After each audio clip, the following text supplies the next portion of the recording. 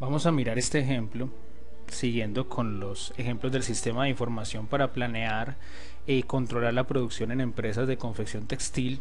Vamos a mirar entonces cómo quedó el diagrama de componentes. Es un diagrama bastante grande, entonces no podemos mostrarlo en una sola hoja.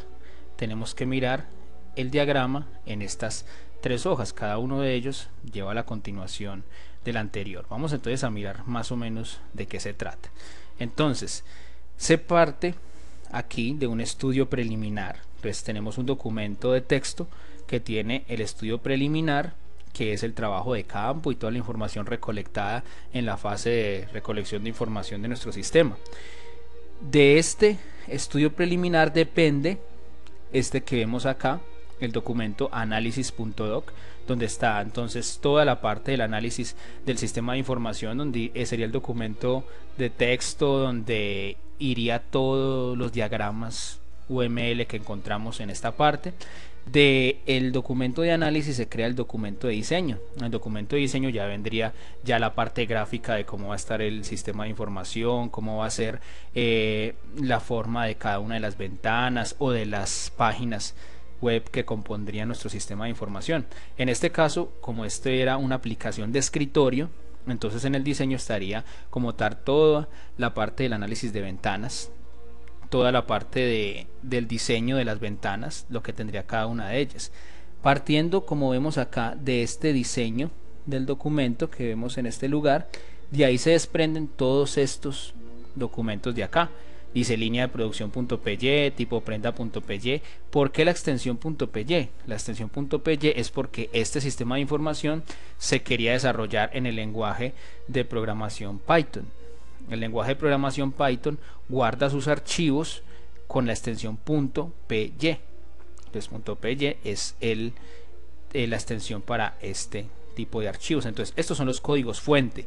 Cada uno de estas hojitas representa una clase del diagrama de clases. Si lo miramos en esta parte de acá arriba, vemos las desde el comienzo: generar códigos, tipo de consumidor, foto, talla.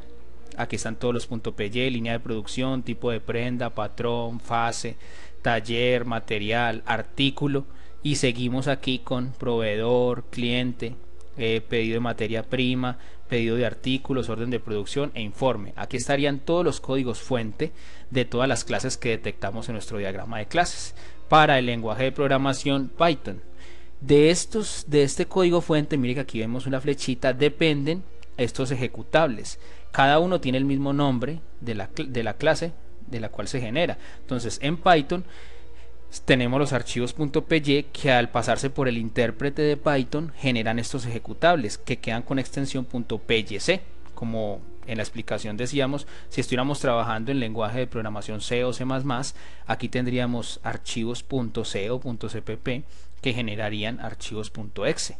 Si estuviéramos trabajando en Java, entonces tendríamos archivos fuente .java que generarían ejecutables .class.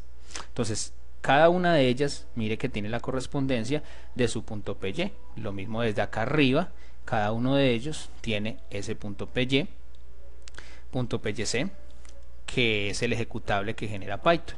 Aquí podemos ver esta otra linecita azulita que sube y llega a esta parte de acá arriba y nos lleva al otro componente, que es una librería. Esta librería gráfica se llama WXPython. En esta librería WXPython es donde se desarrollaría toda la interfaz gráfica de usuario del sistema de información. Entonces, por medio de esta librería es que se generarían las ventanas con todos los componentes internos que tiene una ventana, como los botones, las cajas de texto, las listas, el directorio de archivos. Toda esta parte se implementaría por medio de esta librería llamada WXPython. Entonces, por eso estos códigos .py también dependen de esa librería y dependen de los fuente, que son los .py. Entonces aquí estamos incluyendo la librería. Ahora entonces también hay una correspondencia uno a uno aquí entre estos ejecutables y las tablas de la base de datos. Entonces cada una de ellas generaría una tabla en la base de datos. Entonces tenemos la tabla códigos, la tabla tipo consumidor, foto, talla, todas estas tablas de la base de datos.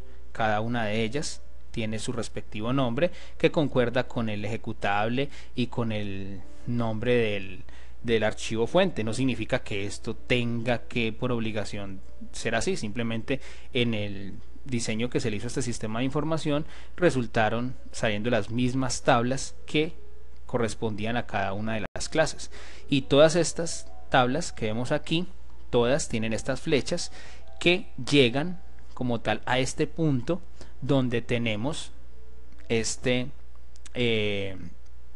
motor de base de datos llamado PostgreSQL.